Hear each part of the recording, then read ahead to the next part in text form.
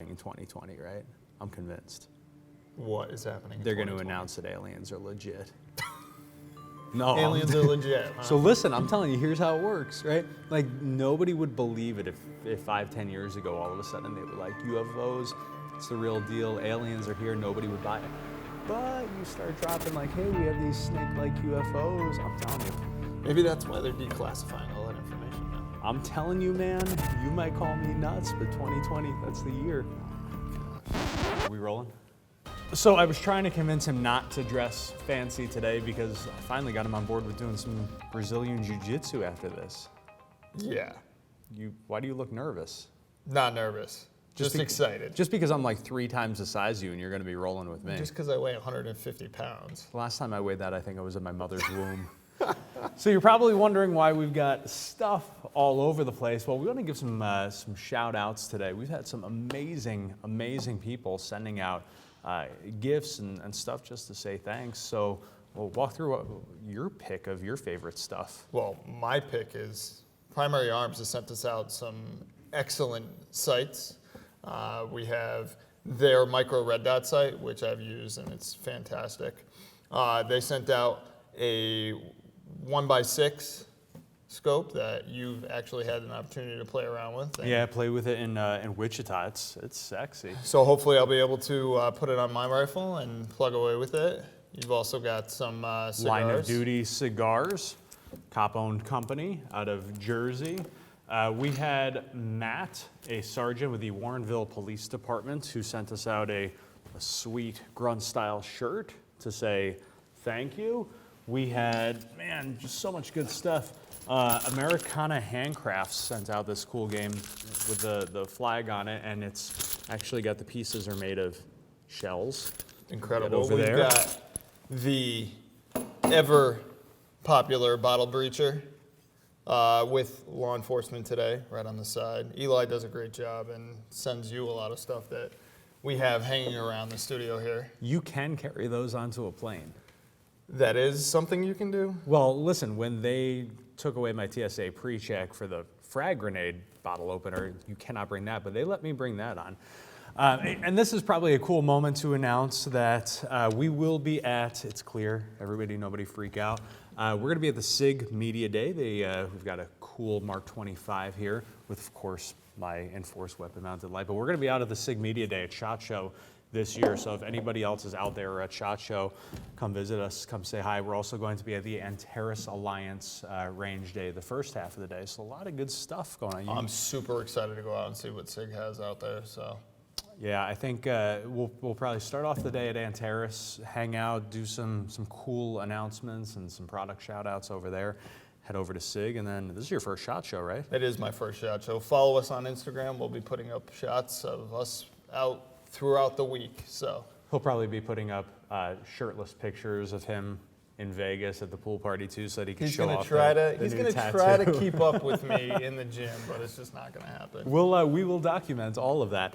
So let's sort of dive into the news today. A lot of stuff going on. A lot of stuff going on. Bail reform kicks off on January 1st in New York, but it's basically already kicked off. You have judges all across New York who are releasing criminals on the street with no cash bail, who are then going and committing more crimes. Yeah, if you've watched some of the other episodes of Law Enforcement today, we've talked to bail bondsmen about kind of what this reform is doing in terms of their industry. And certainly for law enforcement, it creates a unique situation where those arrested can now go free long before they appear before a judge. And when I say go free, I mean not be incarcerated, be out on the street to commit crimes. And they're being incentivized to show up to court with gift cards. So we are now literally demonstrating that crime does pay. On Christmas Eve, a mom of 3 was killed by an illegal alien who had just been released on this prison reform. Like, a mom is dead because of prison reform. Thank you very much, New York. That's got to be frustrating from a law enforcement perspective. Absolutely. From a law enforcement perspective, it does. To not be able to say to a victim that this person is going to be behind bars until they appear before a judge. Now, we all know it's innocent until proven guilty. However, when somebody commits a crime and they're under arrest, you would expect to be able to tell the victim that they'll be incarcerated until they are adjudicated, or at least until they appear before a judge. And in the case of this change, certainly they're going to be able to get out of that incarceration a lot sooner. If I show up in New York with this firearm as a concealed carry permit holder in Connecticut, I will be arrested, and because I carry with 10 hollow point bullets in it, I will be charged with multiple felonies. And yet you can go assault a police officer with an illegal firearm and having had just molested kids, and guess what? You're going to be back out on the street without having to post cash bond anymore. Correct. It's unbelievable. Texas, see what happened in Texas? The church shooter. First of all, obviously devastating, and we pray for the families of the victims. It's a shooting that could have been a lot worse. Absolutely. It was live streamed. We decided at law enforcement today to not share the video out of respect for the victims. We did share a still image that shows them taking out the shooter. Now, here you have a very different state. On September 1st, they passed a law that clarified, saying that people who are attending houses of worship can carry firearms. This dude walks in during communion with a shotgun, ends up killing a person, life-threatening injuries to another person, but multiple parishioners then pulled out their firearms, and he was killed by what we believe was a former police officer who was a member of the security team who was carrying. That could have been a lot worse. It's interesting that, houses of worship down in Texas now have security teams to safeguard the worshipers of those establishments. It's something that, to this day, I think is an unprecedented thing. And now we're seeing the effects of what a security team on site can do in a situation where somebody is going there to cause harm. So I spoke with Stephen shortly after the shooting. If you guys haven't been following, Stephen is the guy who took out the Sutherland Springs shooter at the church in Texas 2 years ago, just over 2 years ago to the day, actually. Stephen was at his house, and his daughter ran into the house and said, "Daddy, somebody's shooting up our church." It was right across the street.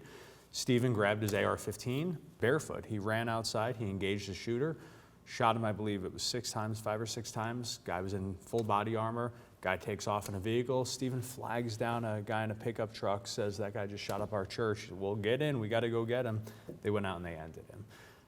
Stephen will be on site in Texas this week, providing help and support and just sort of loving on people, man, because I can't even imagine. We did see in the video right after the shooting, a girl started screaming, "That was my daddy who got shot." It's heartbreaking, and you see what's happening across the country right now with attacks. On the flip side, we have in New York a rise again in anti-Semitism and attacks on the Jewish community during Hanukkah. It shows that no matter what, there are bad people out there who are going to do bad things, and we need to rely on good people to try and stop that. Certainly, and that brings law enforcement to an even heightened sense of what's going on this holiday season. You look at, we have New Year's upcoming this week. Certainly law enforcement is going to be on edge when it comes to safeguarding different celebrations all across the country. I'm sure NYPD is going to be taking the utmost precautions when it comes to New Year's celebrations this year. This is probably a horrible and dark thing to say, but whenever we watch the ball drop, man, all I could think about is, what if? Right? I have zero desire to ever go into this. I mean, I hate going to the city now anyway, especially now that I have kids, but to ever be at Times Square for seeing the ball drop. And that was something I was always excited about as a little kid. But, God bless all the cops out there who are keeping that city safe in New York. And there are some huge efforts that are seen and obviously unseen that go into protecting people. What I did think was kind of positive and nice to see over the weekend was this group called Guardian Angels, a group in New York that they were formed in the late 70s, unarmed patrol, and they are walking around the communities just to try and keep people safe. And they've basically said, listen, the politicians out here aren't doing it. Our law enforcement is sort of handcuffed in their ability to do it, so it's going to be up to all of us. And yet we're talking about a state that has extremely strict gun control, especially in the city. The firearms that you can have are extremely limited, and I guess Texas is probably the best example of how that shift can help people protect themselves. Absolutely. With what we've seen in Texas happen, not once, not twice, multiple times, it's strange that the rest of the country hasn't really taken root to doing things like that.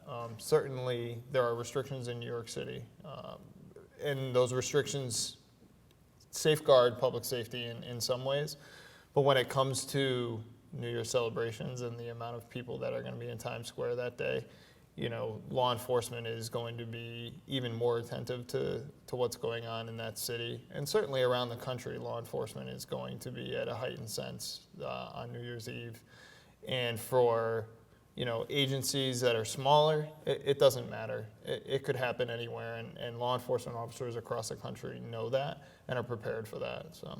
So I want your take on something. This could go one of two ways with you. I have no idea. Dayton, Ohio, they started rolling out these laser guns that send a ticket for speeding right to your house. They don't even have to do a traffic stop. Personally, I would call that about as unconstitutional as it comes, but I'm not in law enforcement. You are. I'd love your take on that. Well, I think if there are certain jurisdictions that enact those camera-driven radar apparatuses that eventually just issue a ticket for... You're talking the red light cameras? Red light cameras or speeding violations, either or. It's up to those jurisdictions to decide what is in place. In our state, we certainly don't do that. And one of the things about, and we talked about it beforehand, was the interaction between the officer and the public. Even if it's for a traffic stop for a speeding violation, that interaction can lead to so much more. Right. When it comes down to it, we look at the amount of people that are operating motor vehicles who could have warrants for their arrest. Making a traffic stop, having an officer come and have an interaction with that person could lead to the arrest of a violent felon on a simple traffic stop. So certainly having something like radar-driven cameras issuing infractions for speeding kind of takes away that part of law enforcement that can lead us to a lot more.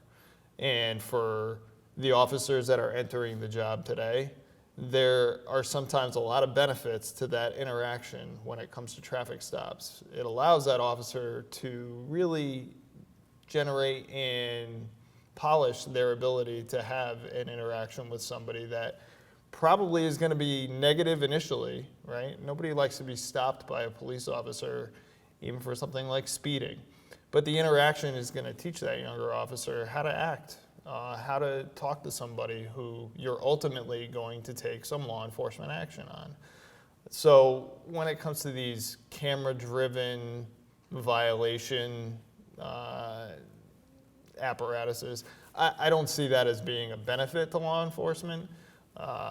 Let's call it what it is. It's a money maker. That's 100% all that it is. Because if we really believe that pulling people over for speeding is going to get them to think twice and slow down, okay, it's going to happen right after, right? Like after I get pulled over for speeding, for at least 7 minutes after, I'm slowing down, right? But you're not going to get that because you don't get that immediate punishment. It's sort of like if your dog poops in your living room.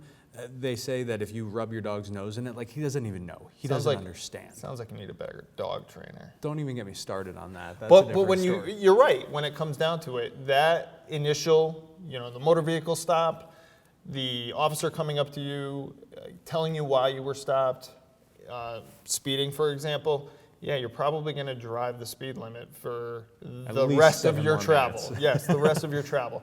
When it comes to something like a camera-driven enforcement apparatus, you're probably not going to get that immediate sense of, oh, I need to slow down. And what if Dragon's driving my car? What if he's driving my car and he gets a ticket? It goes to my house. I mean, yeah, what about the whole right to confront your accuser thing? But I do think that it's going to make, and I'm probably going to get a lot of grief from people for this, right? But I think it's going to make for soft cops. It really does. I think that especially, listen, I've got a lot of friends who are young police officers who are in their mid-20s. And some of these guys have sort of struggled with human interaction. Like they were raised with these things. And their handshakes are sort of like that. Like going through the academy toughened them up a little bit and gave them some more of those interpersonal skills. But to your point, I think we need to continue to refine them. And that is a great, easy way of forcing them outside their comfort zone. You take that away, and now the only time that they're interacting with people is on violent calls or, domestics and things like that. I don't think we're setting them up for success. Yeah, I don't necessarily think it's going to create soft cops, but I think it definitely takes away that aspect of the job where you want the officers to have those interactions with the public. You want the visibility of a traffic stop. When we talk about traffic stops as being a deterrent for crime, certainly the more visible a law enforcement organization is in a given area, the more of a deterrent they're going to be for criminals to commit crimes in that area.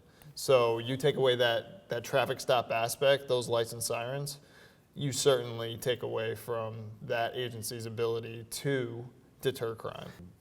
Anyway, that's going to do it for this episode of Law Enforcement Today. Guys, thank you all so much for being a part of this family in 2019. We've got some really, really cool, exciting stuff coming for 2020. As always, we leave you with the faces of the officers that we lost in the line of duty in 2019, said to Dave Bray's last call. Thank you all for watching. Thanks for sharing. God bless America.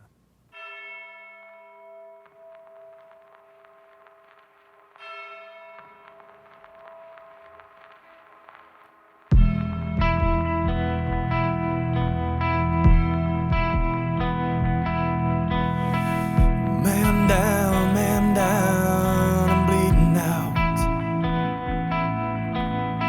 There's no time, so please hear me out. These are the last few words that I'd like to say to you all. This is my last call.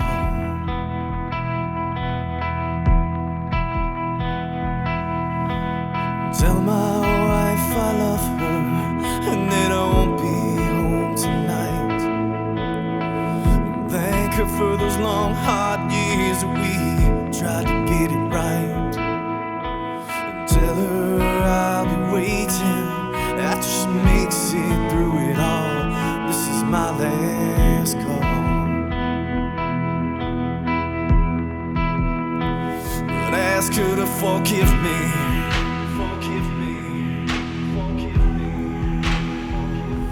Tell her I'm sorry.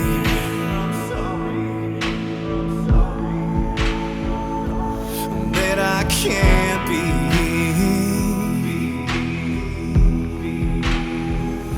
the man that she's gonna be.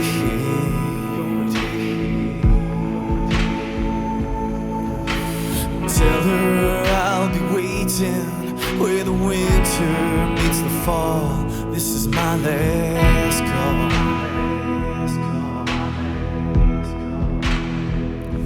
And tell my children that I love them. Oh yeah, the daddy always loved them so. And tell them to hold their mother tight and to never let her go. And tell them I'll always be watching, looking over them through it all. This is my last call.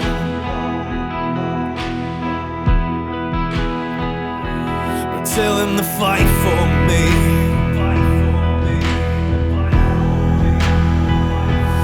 Do what's right for me.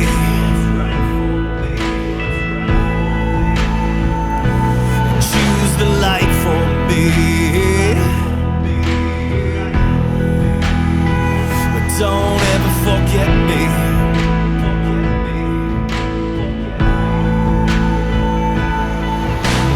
Tell them I'll always be watching, and I'll be there when they fall.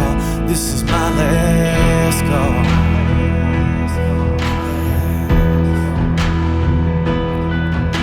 For those who serve beside me and who held that thin blue line, stand tall, stand strong, and hold your head up high.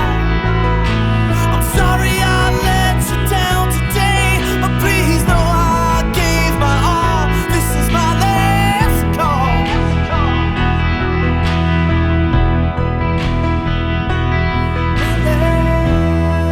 My